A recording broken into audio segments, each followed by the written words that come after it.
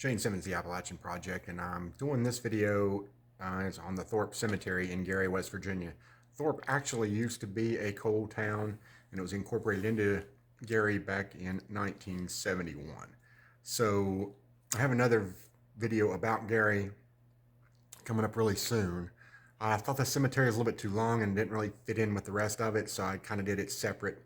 If cemetery videos are not your thing, I totally understand. Skip this one.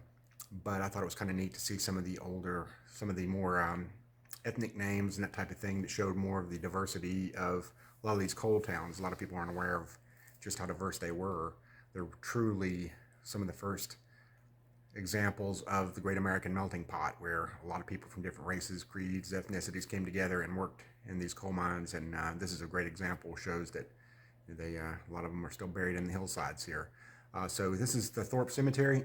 Hope you enjoy it, and I'll get the Gary video out pretty soon. I just thought, like I said, I just didn't think it was fit in with it, and it would have made that one too long. So hope you enjoyed this. If not, skip it and catch me on the next ride. See ya. We're going to take a chance to walk across this bridge into the Thorpe Cemetery.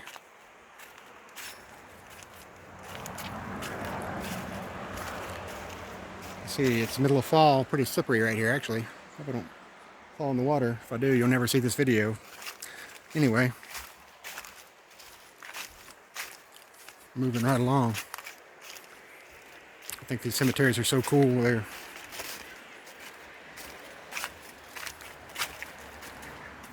it's just right off the road here. I'm not sure where Gary becomes Thorpe. I'm a little lost over this way, and I'm hoping somebody will clear me up in the comments. But this is Thorpe.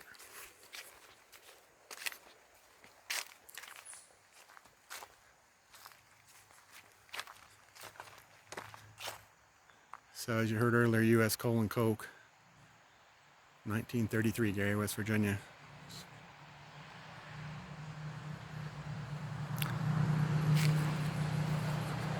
Walk up through here. I got a little bit of time on my hands. Let's see some of these structures.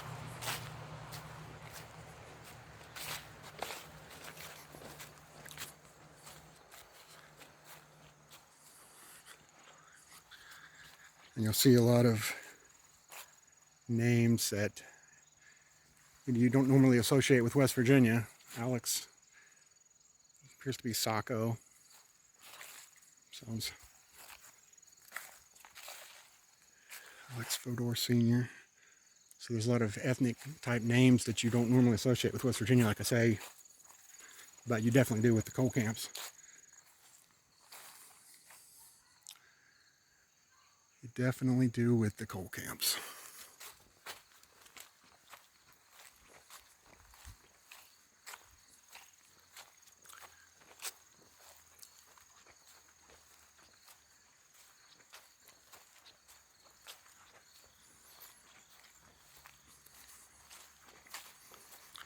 Plan on stopping here, but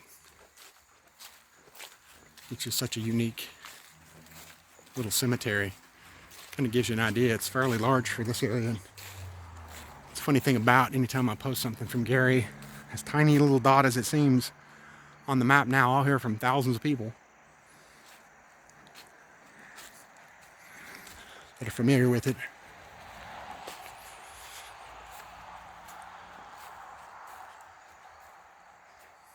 Teresa Andrigo.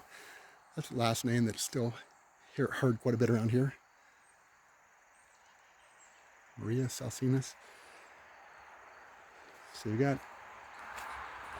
a lot of interesting names.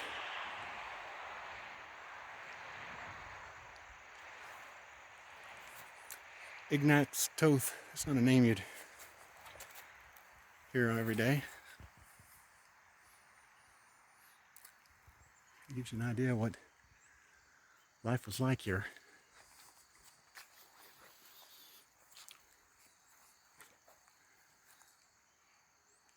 Back when it was popular to put people's pictures with their headstone.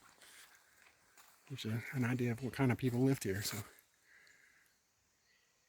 I appreciate that. Fella died at 22 years old in the military.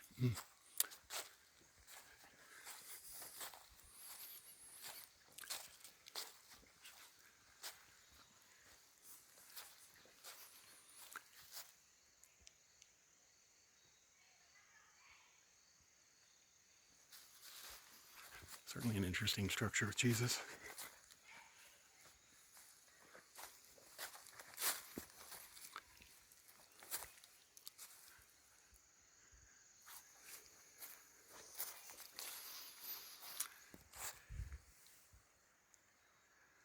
And here's the child, and you can see that this whole headstone is written in a foreign language.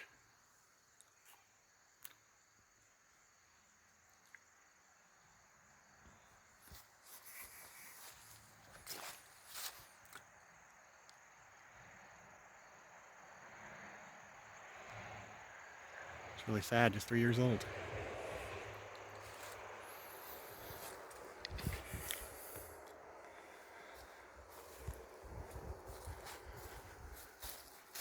My daughter's about to turn 3, so that'd be the worst thing that could ever happen to me.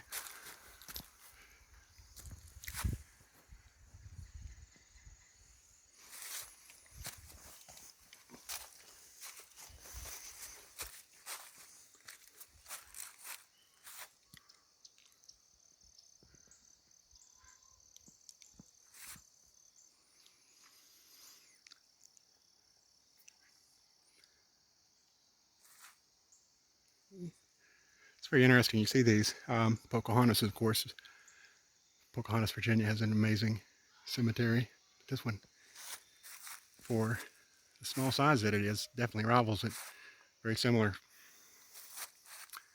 Anyway, guys, hope you enjoyed that. I'll walk back down the hill, but I'll see you in just a minute here.